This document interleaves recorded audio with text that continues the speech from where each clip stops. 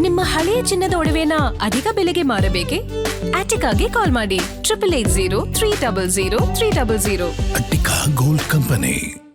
ಈ ಮಧ್ಯೆ ethanol mix petrol ಬಗ್ಗೆ ಈಗ ಇಡೀ ದೇಶಾದ್ಯಂತ ಚರ್ಚೆ ಆಗ್ತಾ ಇದೆ. ಇದರಿಂದ ರೈತರಿಗೆ ತುಂಬ ಅನುಕೂಲ ಆಗುತ್ತೆ. ಯಾಕೆ ಅಂತಂದರೆ ತಾವು ಬೆಳೆದಂತಹ ಕಬ್ಬು ಎಥನಾಲ್ಗೂ ಕೂಡ ಬಳಕೆ ಆಗುತ್ತೆ. ಇದರಿಂದ ಅದಕ್ಕೂ ಕೂಡ ಎಕ್ಸ್ಟ್ರಾ ದುಡ್ಡು ಕಬ್ಬು ಬೆಳೆಗಾರರಿಗೆ ಸಿಗುತ್ತೆ ಅಂತ ಭಾಳ ಜನ ಹೋರಾಟಗಾರರು ಮಾತಾಡ್ತಾ ಇದ್ರು. ಬಟ್ ಆ್ಯಕ್ಚುಲಿ ರೈತರಿಗೆ ಹೋಗಲ್ಲ. ಅದು ಏನಿದ್ರು ಕೂಡ ಕಬ್ಬು ಏನು ಮಾಲೀಕರಿದ್ದಾರೆ, ಕಬ್ಬು ಅರಿಯುವಂತಹ ಮಾಲೀಕರು ಯಾರಿದ್ದಾರೆ, ಮಿಲ್ಗಳ ಓನರ್ ಯಾರಿದ್ದಾರೆ, ಹಾಗೆ ನೋಡಿದ್ರೆ ಎಲ್ಲ ಓನರ್ಗಳು ಪೊಲಿಟಿಷಿಯನ್ಸೇ, ಇರ್ರೆಸ್ಪೆಕ್ಟಿವ್ ಆಫ್ ಪಾರ್ಟೀಸ್. ನೀವು ಬಿಜೆಪಿ ತಗೊಳ್ಳಿ, ಕಾಂಗ್ರೆಸ್ ತಗೊಳ್ಳಿ, you take any other parties, ಇಡೀ ದೇಶಾದ್ಯಂತ ಎಲ್ಲ ಪಾರ್ಟಿಗಳ ಪೊಲಿಟಿಷಿಯನ್ಸ್ಗಳು ಈಗ ಈ ದೊಡ್ಡ ದೊಡ್ಡ ಕಬ್ಬು ಅರಿಯುವಂತಹ ಫ್ಯಾಕ್ಟರಿಗಳ ಮಾಲೀಕರಿರೋದ್ರಿಂದ ಅವ್ರಿಗೆ ಹೋಗುತ್ತೆ ಲಾಭ ಹೊರತು ರೈತರಿಗೆ ಹೋಗಲ್ಲ ಅಂತ.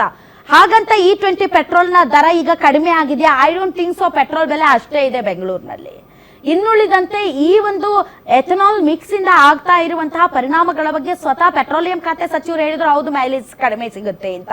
ಸೊ ಮೈಲೇಜ್ ಕಡಿಮೆ ಸಿಗೋದ್ರಿಂದ ಆಗುವಂತ ಲಾಭ ಆದ್ರೂ ಏನು, ಎಂಜಿನ್ ಕಾರ್ಯಕ್ಷಮತೆ ಕಡಿಮೆ ಆಗ್ತಾ ಇದೆ ಅನ್ನೋದಾದ್ರೆ ಇದರಿಂದ ಅನಾನುಕೂಲತೆಗಳು ಜಾಸ್ತಿ ಕಾಣ್ತಾ ಇದೆ ರೇಷಿಯೋ ನೋಡಿದಂತಹ ಸಂದರ್ಭದಲ್ಲಿ. ಸೊ ಈಗ ಪೊಲಿಟಿಷಿಯನ್ಸ್ಗಳ ಮೇಲೆ ಒಂದು ರೀತಿಯಂತ ಆಕ್ರೋಶ ವ್ಯಕ್ತವಾಗ್ತಾ ಇದೆ. ನೀವು ಮಿಲ್ಗಳ ಓನರ್ ಇದ್ದೀರಿ, ಹೀಗಾಗಿ ಲಾಭ ಪಡ್ಕೊಳ್ಳೋದಕ್ಕೆ ಬೇಕು ಅಂತ ಗ್ರಾಹಕರನ್ನ ನೀವು ಸಂಕಷ್ಟಕ್ಕೆ ಈಡು ಮಾಡ್ತಾ ಇದ್ದೀರಿ, ವಾಹನ ಸವಾರರನ್ನ ಸಂಕಷ್ಟಕ್ಕೆ ಈಡು ಮಾಡ್ತಾ ಇದ್ದೀರಿ ಅಂತ.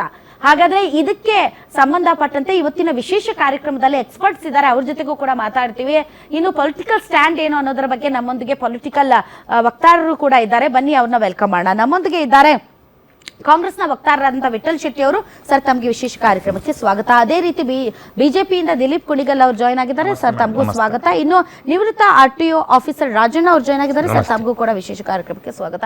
ಸರ್, ರಾಜಣ್ಣ ಸರ್, ಈಗ ಬಹಳಷ್ಟು ಯಾಕೆ ಅಂತಂದ್ರೆ ಡೇ ಟು ಡೇ ಬೇಸಿಸ್ ಅಲ್ಲಿ ವಾಹನಗಳನ್ನ ಬಳಸ್ತೀವಿ. ಈಗ ನೀವು ಬಡವರು, ಶ್ರೀಮಂತರು, ಮಧ್ಯಮ ವರ್ಗದವರು ಅಂತ ಅನ್ನೋಕ್ಕಾಗಲ್ಲ. ಯಾಕೆ ಅಂತಂದ್ರೆ ವಾಹನ ಇದ್ರೆ ನಮ್ಮ ಕೆಲಸಗಳು ಕೂಡ ಸುಲಭ ಆಗುತ್ತೆ ಅಂತ ಎಲ್ಲರೂ ಕೂಡ, ಇವನ್ ರೈತರು ಕೂಡ ವಾಹನಗಳನ್ನ ಬಳಸ್ತಾರೆ.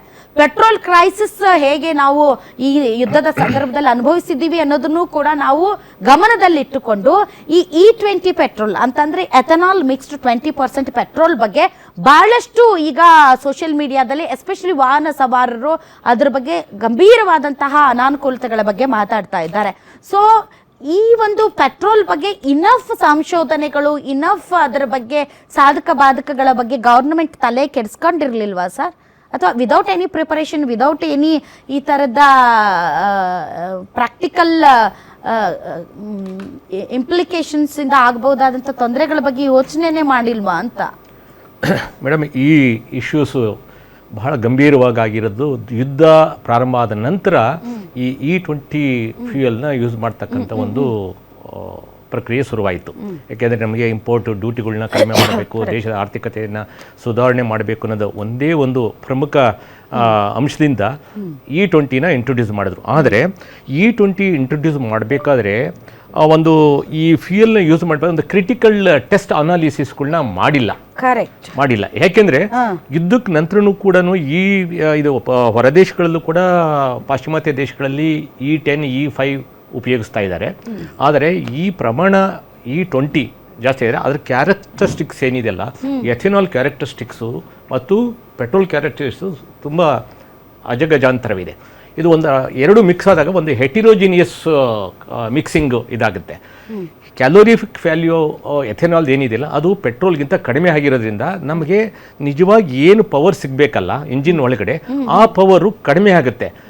ಯಾವಾಗ ಪವರ್ ಕಡಿಮೆ ಆಗಲಿ ನಮಗೆ ಮೈಲೇಜೂ ಡ್ರಾಪ್ ಆಗೋದು ಭಾಳ ಕ್ವೈಟ್ ನ್ಯಾಚುರಲ್ ಪ್ರೊಸೆಸ್. ಇದು ನಾವು ಒಂದು ತಾಂತ್ರಿಕವಾಗಿ ಹೇಳ್ತಕ್ಕಂಥ ಒಂದು ವಿಷಯ. ಇದು ಒಂದು ಲ್ಯಾಬ್ ಟೆಸ್ಟ್ ಮುಖಾಂತರ ಅವುಗಳ ಒಂದು ಕ್ಯಾರೆಕ್ಟರಿಸ್ಟಿಕ್ ಅನಾಲಿಸಿಸ್ ಪ್ರಕಾರ ಹೆಚ್ಚಿಗೆ ಫ್ಯೂಯಲ್ಲು ಕನ್ಸಂಪ್ಷನ್ ಆಗುತ್ತೆ ಮತ್ತು ಕ್ಯಾಲೋರಿಫಿಕ್ ವ್ಯಾಲ್ಯೂ ಕಡಿಮೆ ಇದೆ. ಹಾಗಾಗಿ ನಮಗೆ ಪವರು ನಮಗೆ BHP, IHP, BHP ಎಲ್ಲನೂ ಕೂಡ ಕಡಿಮೆ ಪ್ರಮಾಣದಲ್ಲಿ ಸಿಗುತ್ತೆ.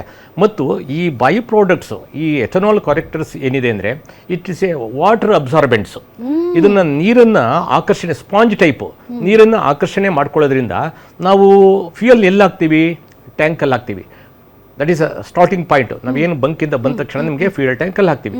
ಫ್ಯೂಯಲ್ ಟ್ಯಾಂಕಲ್ಲಿ ಆದಮೇಲೆ ನಾವು ಇಂಜಿನ್ಗೆ ಹೋಗಬೇಕಾದ್ರೆ ಫ್ಯೂಯಲ್ ಲೈನ್ಸು, ಪಂಪು ಮತ್ತು ಅದು ಇನ್ಲೆಟ್ ಮ್ಯಾನಿಫೋಲ್ಡ್ ಇಂಜೆಕ್ಟರ್ ಮೂಲಕ ಹೋಗಬೇಕಾದ್ರೆ ಸಾಕಷ್ಟು ಪ್ರಾಡಕ್ಟ್ಸ್ಗಳು ಆಯಿಲ್ ಸೀಲ್ಸು, ರಬ್ಬರು, ಪ್ಲಾಸ್ಟಿಕ್ಸು ಮತ್ತು ಮೆಟಲರ್ಜಿ ಇದಿರುತ್ತೆ.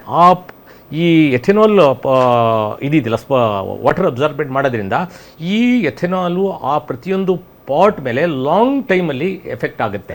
ಅಂದರೆ ನಿಮಗೆ 10 ವರ್ಷ ಬರ್ತಕ್ಕಂಥದ್ದು ಪಾರ್ಟು 5 ವರ್ಷದಲ್ಲೇ ಹೋಗ್ಬೋದು, 5 ವರ್ಷ ಬರೋ ಪಾರ್ಟ್ಸು 2 ವರ್ಷದಲ್ಲೇ ಫೇಲ್ಯೂರ್ ಆಗ್ಬೋದು.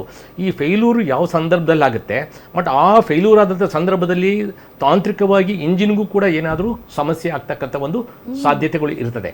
ಹಾಗಾಗಿ ಇವುಗಳ ವೆಹಿಕಲ್ ಮೇಂಟೆನೆನ್ಸ್ ಅಂದರೆ ಆಗಾಗ ದುರಸ್ತಿಗೆ ಹೋಗಬೇಕಾದಂಥ ಒಂದು ಸಂದರ್ಭಗಳು ಏರ್ಪಡ್ತವೆ. ಈಗ ಒಟ್ಟಾರೆ ಏನಾಯಿತು, ನಾವು ಪೆಟ್ರೋಲ್ ಯೂಸ್ ಮಾಡ್ತಾ ಇದ್ದಾಗ ಏನು ವೆಹಿಕಲ್ ಪರ್ಫಾರ್ಮೆನ್ಸ್ ಆಗ್ತಾ ಇತ್ತು, ಇಂಜಿನ್ ಪರ್ಫಾರ್ಮೆನ್ಸ್, ಆ ಪರ್ಫಾರ್ಮೆನ್ಸು E20 ಎಥೆನಾಲ್ ಉಪಯೋಗಿಸಿದಾಗ ಆಗ್ತಾ ಇಲ್ಲ ಅನ್ನೋದು ಬಹಳ ಪ್ರಾಕ್ಟಿಕಲ್ ಆಗಿ ಇವತ್ತು ದೇಶದ ಜನಗಳಿಗೆ ಸಿಗ್ತಾ ಇದೆ.